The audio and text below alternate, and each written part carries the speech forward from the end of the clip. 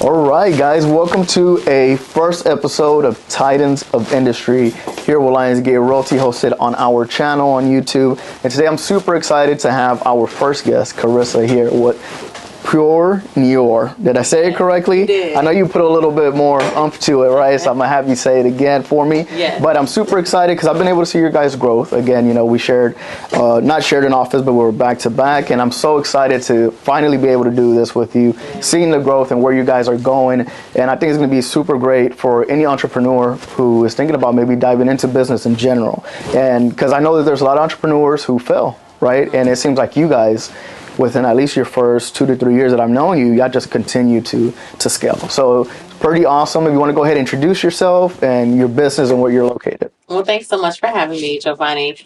My name is Carissa Stevens. I am the founder owner of Pur Noire Urban Wineries.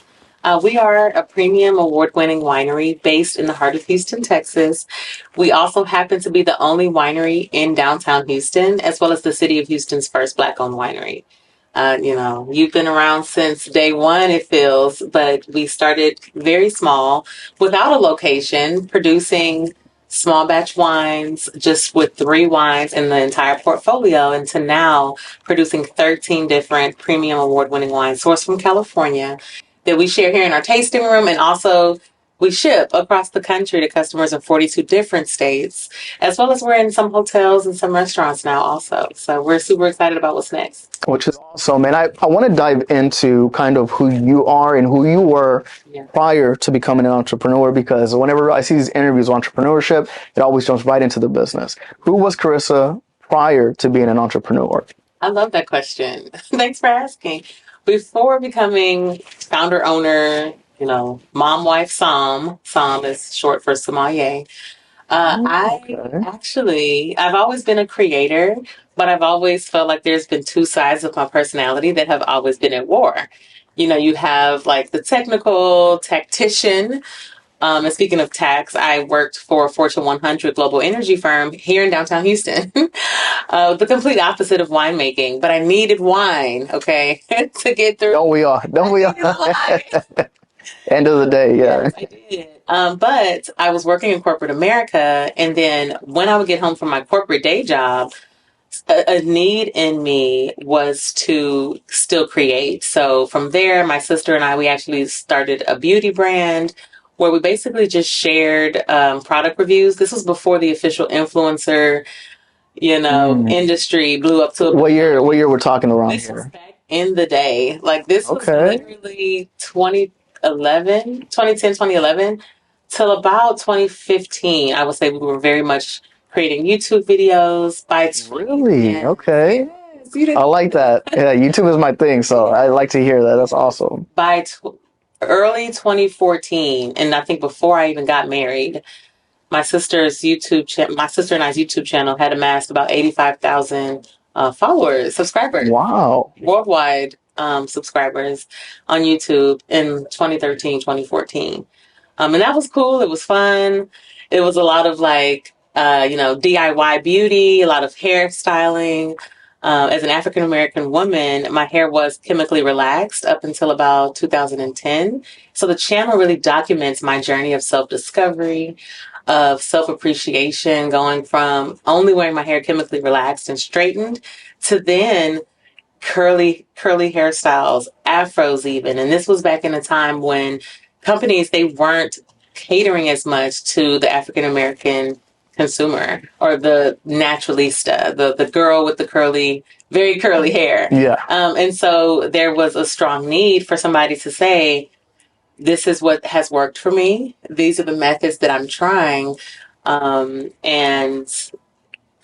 my big age as a grown woman, really learning my hair for the first time once I made the decision to go natural. Yeah, and that's something that's really big, especially I see my little sister all the time. She has really curly hair, and we're half black as well. Oh. So like with her, it's like a 2-hour routine. Oh. And then just doing the research to make sure she finds the stuff that's not going to damage her hair, because she has damaged it whenever she was younger. And it's something that is needed. And I know we just talked about, right, being black owned. Right. We're in Houston. It's a melting pot. Mm-hmm. There's a lot of black owned businesses, but wine is not one that we usually DC. So Right. what made you choose wine? I know we talked about it was like at the end of the day, something you were always there and you were creative, but what was like, you know what, I can make a business Yeah. out of selling wine or having a winery. It was Right. definitely a pivotal moment, right? Because Okay. I'm enjoying wine, my husband and I, just casually, not really putting a lot of thought into it.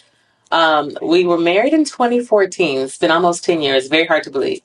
But Congratulations. thank you. In 2016, though, because we are just the type of people that we're very ambitious. We're always going to be working. That's just something that we've accepted. But in 2016, we took a much needed vacation, and that trip was to Italy, where we visited Rome, Florence, Venice, Milan, and we stayed in a small, much lesser known town called Todi. Like, no one's ever heard of Todi. Have you heard of Todi? No, I have not. No one's ever heard of Todi. But geographically, if you were to look at the map, Todi is in the center of all those other great cities that we instantly recognize. And it was for that reason that it was kind of home base for us. So for a little under 2 weeks, we were just kind of hopping around Italy.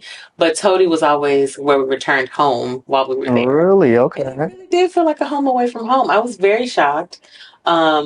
That the people were so welcoming of us. And it was in Todi that we really had these meaningful connections with the townspeople and over what was in our glass. We were hearing from winemakers and just their stories, and we were tasting and learning while we tasted. And that's when we understood that wine is really a universal language. Wine is art, it's history, it's culture. And so when we returned home to Houston, we're sitting on the couch. By this time, I was making my transition from corporate. He's a whole practicing attorney. And so he was working on a legal document. I was working on a marketing proposal. And I looked at him and I was like, babe, if we're going to be working this hard all the time, let's try to work towards something that we're both mutually passionate about. As a married couple, as the wife, I would have my projects and passions that he would support, and he would have his jobs and passions that I would support, but I think we desire something that we could grow together. Around that same time, that's when we discovered the shocking statistic that less than 1%, less than 1% of global producers are African American, 0.07% to be exact, globally. So, here we are, these near and present wine enthusiasts, obviously wine consumers. The industry's getting our coin. Right. And we aren't seeing the representation of people of color in the space at all across the board for people of color. Gotcha. And that felt like a call to action in that moment. And because we were already looking for, something that we could grow and scale together that didn't always require us to be in the room, to that point, everything was service-based that we did. We were looking for a product that was a business that we could grow and scale. And the epiphany was that wine was at the center of our best memories and experiences. And that is my favorite one. Yeah. That's my favorite one, Epiphany. That epiphany moment literally manifests itself into your favorite wine, which Really? Okay. today. Yeah, to this day, that one, every time I come here and pick up my bottle, we'll talk about the perks that you guys have here as well. Epiphany, to this day, is still my favorite. I give it out to my clients as gifts on closing days and stuff like that. Everybody enjoys it. They love it. I always tell them, stop by here. It's a special experience. Personally, I've always liked wine, but I just never went to a place to where you sit down, enjoy a flight, or actually enjoy the environment itself. And I feel like when you were telling me what you experienced over there in Italy, right? What was it? That little town there, right? Did you pull from there to create this atmosphere, this environment to where you do come here, you get to sip and taste, you have a room here for your members where they can commingle with each other here? Is that kind of like where you got the idea to do this like setup? I think so much of my life experience is the culmination of what we do here at Pur Noire. So Italy absolutely was influential. Just finding ourselves in like these intimate spaces where the connection with other people and the wines were just tremendous, like literally core memories for the rest of our lives. So that was impactful, but also traveling to other wine regions like the Napa Valley, where we actually source our grapes from. The same year of Italy in 2016, Kenneth and I were guests at a wedding for close friends of ours who are from the Bay Area. They decided to get married in the Napa Valley. And so, of course, we're just interested in wine. So after the wedding, we hung out. We were like, nah, we're not flying back yet. This was before kids. Okay. So we decided to hang back and tour the Silverado Trail. And we were just tasting winery after winery. And that's when we really got a sense of what a tasting room felt like. A brand-centric experience where you're coming in and you're speaking directly to the producers of the wine. You're learning about the wine and you're tasting through a flight, which feels like an adventure. And so that's a big part of what we do here. The wine education, the sensory adventure. You know, we want you to engage your sight, your sense of smell, of course, your taste buds. Even audibly, we curate a vibe. So True. we want you to feel immersed in all your five senses. It's an adventure. You're going to learn a lot. And even if you know a lot about wine, you're going to be so encouraged that you'll still learn some things, especially about Pur Noire. And I think that's one thing that I really love, because sometimes I'll just come in here and I'll work from my laptop and I'm having my glass of wine, but I get to overhear new people come in here. And I feel like a lot of people feel, I don't know if it's embarrassed, but maybe a little intimidated by wine, because there's so many different ones and then you don't know what to pair it with. Exactly. The flight is such a great idea. And then the way you guys explain it, the way your hostess, I guess you could call them, right? Associate. Your wine associates, the way that they explain the wine, they go deep into it. To me, it's such a great experience. I learned just by hearing them, even though I'm going to stick to my epiphany, because, once I get stuck on something, I don't leave it alone. That's just who I am. It's my personality, right? But now that we talked a little bit about that, I'm a member here. What can members expect or somebody who wants to be a member, what can they expect? You know what? The wine club experience is really where it's at. Of course, every guest, every day is going to have a great experience, a great time. But if you come as a first-time guest, you taste the wines, and you like the wines, you should join the club. Number one, there's no fee to join our wine club. A lot of clubs have membership fees. Our club is literally built to be a customer loyalty program. We want to reward people who support Pur Noire. And so for that reason, there's no fee to join.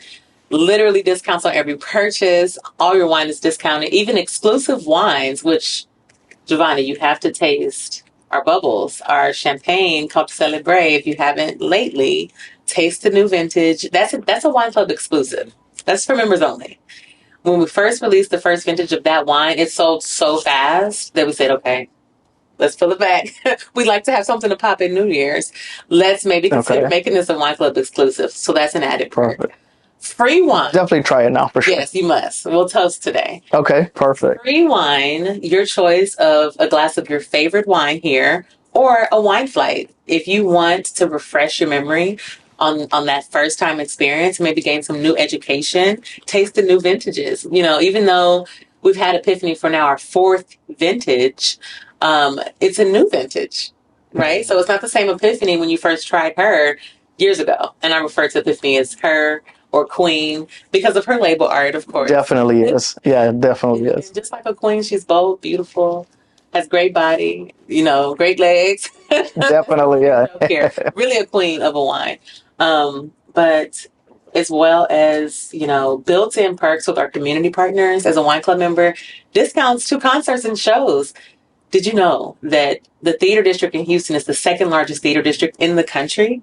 Second only to New York City and Broadway. Really? Second only to Broadway. Wow. In Houston, Texas. So for that reason, we've really leaned into the community. Downtown itself is a community.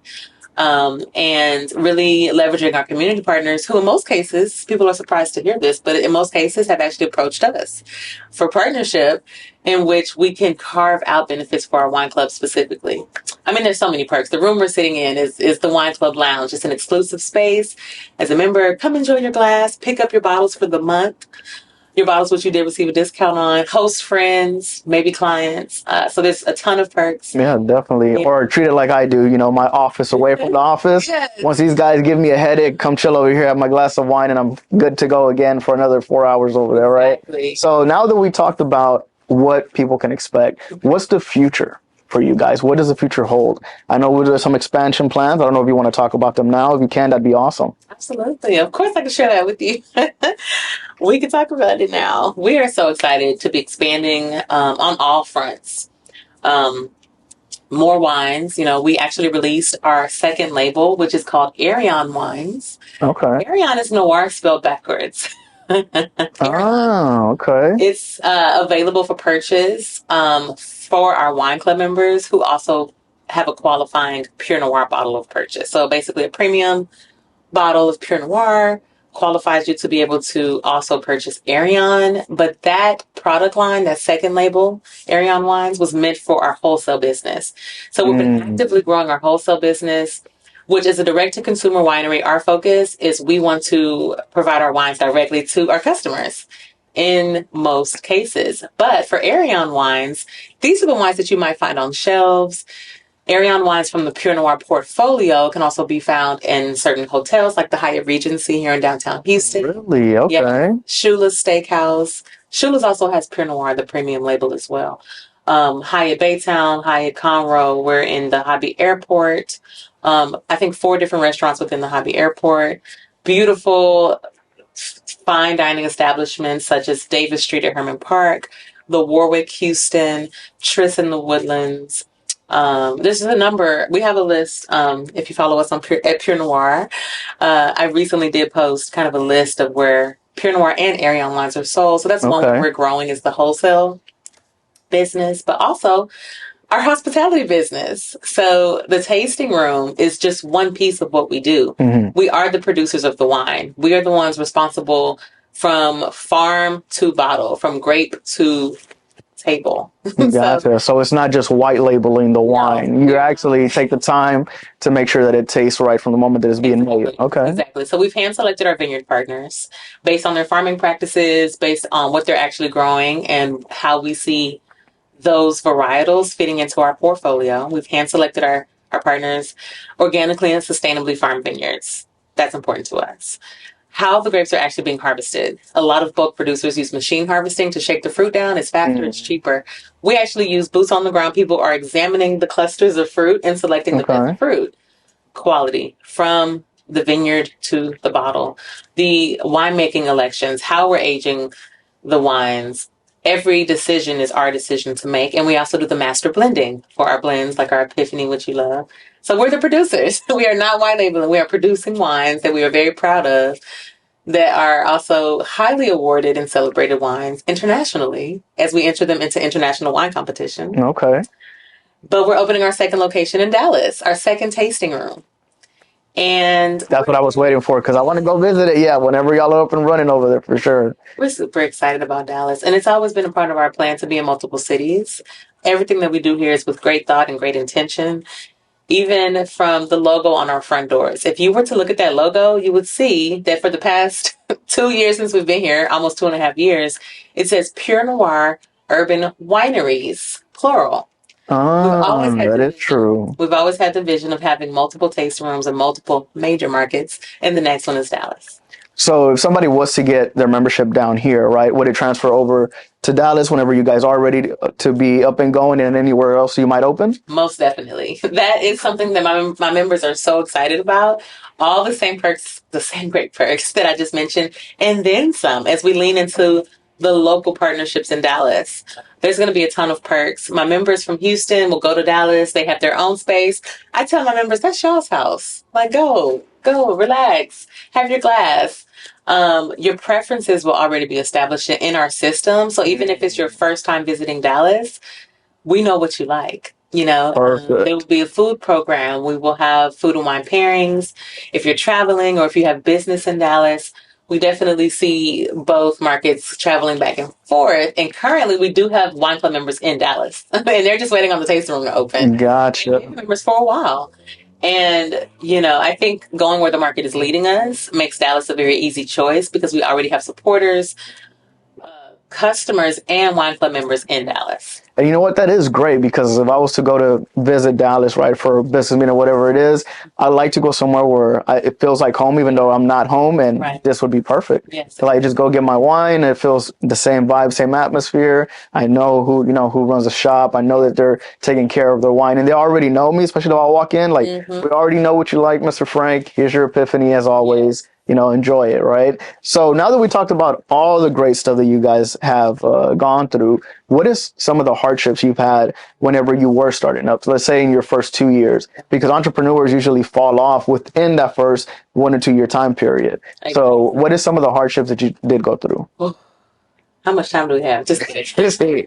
We got some time, yeah. It has not been an easy journey. I think on the outside looking in and based on our rate of growth, the perception is that it has been easy, a piece of cake, maybe even. But it's been the exact opposite. I think we're so led by our vision and our mission to provide premium daily accessible wine experiences and a beautiful wine product on a regular basis. As far as adversity, I feel like Pur Noire was born in the darkness because we started producing our wines in 2018. That's when we had that epiphany. That moment. Kenneth looked at me and we were like, okay, we're going to do this. We poured everything we had into the production of our first vintages. Our first Pure collection, which consists of Pure Epiphany, our proprietary Petite Syrah dominant red blend, our Rosé, which is a Tempranillo Rosé, amazing, and our white blend of Pinot Grigio and Sauvignon Blanc. So those three wines made up the Pure collection. And we age Pure Epiphany in new French oak barrels for 18 months before bottling. So all these resources are savings, the vision that we had and the excitement that we had being poured into, literally and figuratively, poured into the production of these wines. And it came with sacrifice. So we're barrel tasting Pure Epiphany. We loved what she was doing and her maturation. And we said, oh yeah, she'll be ready real soon. Let's release these wines in March of 2020. Perfect timing. Yeah, perfect timing. In 2019. Also, because my husband's birthday is in March. Okay. So we were like, okay, yeah. And then so we planned a wine release soiree the weekend of his birthday. I had a big surprise planned. We sold 150 tickets to this event. This was before we had a venue, so we rented this beautiful space. I brought in an event designer, a full 5-member band, a chef who was going to be on site preparing food pairings for each of those three wines. It was a lot, and everybody was excited. Our mailing list was growing. People were buying those tickets, and then we sold out. I even, because of Kenneth's birthday, was planning this big surprise where I was going to have a sheet cake like the size of this room come out, and everybody was going to sing happy birthday.